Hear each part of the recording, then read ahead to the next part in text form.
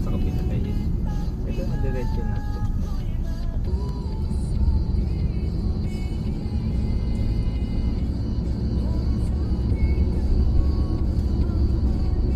Chop.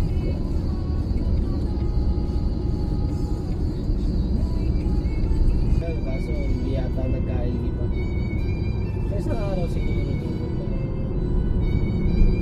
sunduin ni Brody. O kaya magte-train tapos ihatid na lang niya.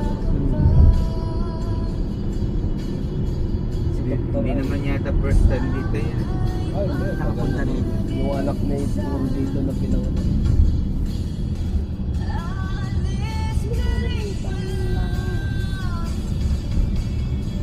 Yung nagbablog ha. Elvis Pares, no?